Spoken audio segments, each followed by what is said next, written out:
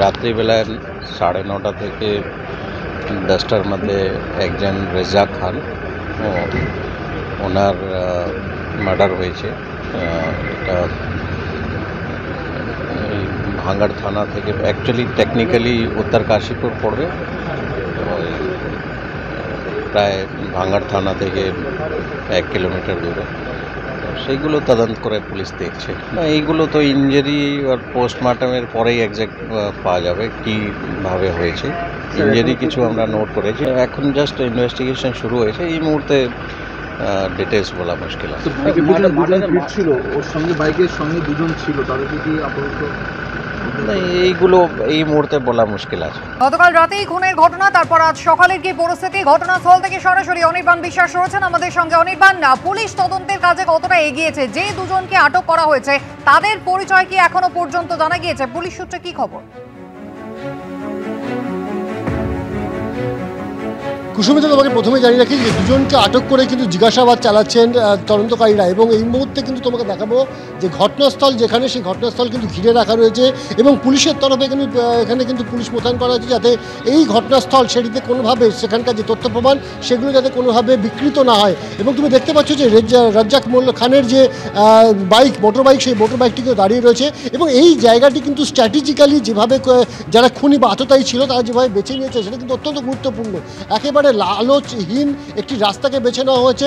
রাত 9:45টার সময়কার ঘটনা, ফলত সেই সময় বৃষ্টি রাতে, সেই সময় কিন্তু লোকজনের চলাচল এই রাস্তা অত্যন্ত কম ছিল। এবং তুমি দেখাবো যে দুদিকে কিন্তু একেবারে ঝোপ দেখতে পাচ্ছ, সেই ঝোপের মাঝখান থেকে রাস্তাটি যাচ্ছে।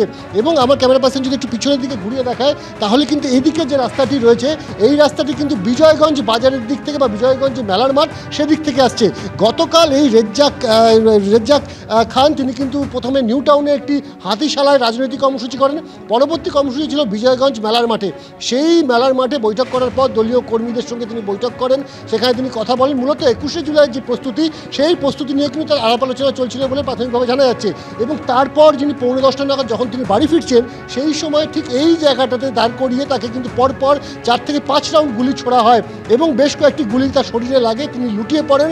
এরপর কিন্তু বারে বারে সেখানে কিন্তু তার শরীরে ধারালো অস্ত্রের কোপ বসানো হয়, অর্থাৎ তার মৃত্যু নিশ্চিত করবার জন্য কিন্তু একেবারে এই খুন করা হয়েছে। ফলত যেটা মনে করা হচ্ছে যে একটা প্রবল আক্রোশের জায়গা থেকে এই হামলা চালিয়েছে আততায়ীরা। এবং তুমি দেখতে পাচ্ছ চারিদিকে যে ঝোপ জঙ্গল রয়েছে সেই ঝোপ জঙ্গলে কিন্তু কোথাও কোনো আলোর সেই সময় ব্যবস্থা ছিল না। এবং এখান থেকে একটি রাস্তা আমি দেখাবো, যে একটি ছোট্ট মেঠো রাস্তা, সেই রাস্তা কিন্তু নিচের দিকে নেমে যাচ্ছে। ফলত এই রাস্তায় যদি কেউ নিচের দিকে নেমে গিয়ে এখানে যদি কেউ বসেও থাকে তাহলেও কিন্তু কোনোভাবে মেন রাস্তা দিয়ে বা যে রাস্তায় খুন হয়েছে সেই রাস্তা দিয়ে যখন কেউ বাইক নিয়ে বা হেঁটে যাবে এই ঝোপের আড়ালে কিন্তু কাউকে দেখা যাবে না। এটা মনে করা হচ্ছে আততায়ীরা হয়তো এই রাস্তার উপরেই গা ঢাকা দিয়ে বসেছিলেন এবং তাদের কাছে সুনির্দিষ্ট তথ্য ছিল, যে তথ্যের ভিত্তিতে যে বিজয়গঞ্জ মেলার মাঠ থেকে কখন রেজ্জাক খান বেরোচ্ছেন এবং তিনি কখন বাড়ির পথ ধরছেন। যখনই তিনি বাড়ির পথ ধরেছেন তখনই কিন্তু দুষ্কৃতীরা একেবারে সেই সময় মিলিয়ে একেবারে তাকে এখানে টার্গেট করে এবং পরপর গুলিতে তাকে প্রথমে ঝাঁঝরা করে দেওয়া হয়। মৃত্যু নিশ্চিত করতে একাধিক ধারালো অস্ত্রের কোপ বসানো হয়। স্বাভাবিকভাবে যেটা মনে করা হচ্ছে প্রবল আক্রোশের জায়গা থেকে তাকে খুনের এই যে চক্রান্ত সেটা করা হয়েছে। এবং তার যে মোটর বাইক, সেই মোটর বাইকটি এখনও দাঁড় করানো রয়েছে এবং চাপচাপ রক্ত বিভিন্ন জায়গায় রয়েছে। পুলিশের কড়া নিরাপত্তা রয়েছে যাতে কোনোভাবে এখানে এই যে তথ্য প্রমাণ সেগুলো নষ্ট না হয়। ইতিমধ্যে পুলিশের তরফে যে এই খুনে ব্যবহৃত যে বুলেট অর্থাৎ কার্তুজ সেগুলো কিন্তু খালি খোল সেগুলোকে উদ্ধার করা হয়েছে।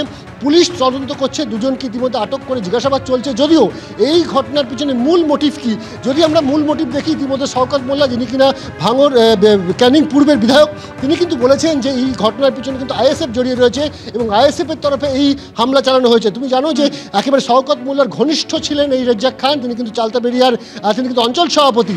এবং অন্যদিকে আইএসএফের তরফে এই অভিযোগকে অস্বীকার করা হয়েছে। এমনকি তার পরিবারের সদস্যরাও বলছেন যে কোথাও গিয়ে কিন্তু রাজনৈতিক একটা প্রতিহিংসা থাকতে পারে, যার জন্য কিন্তু খুন হতে হয়েছে রেজ্জাক খানকে। কুসুমিতা। অনির্বাণ, ধন্যবাদ।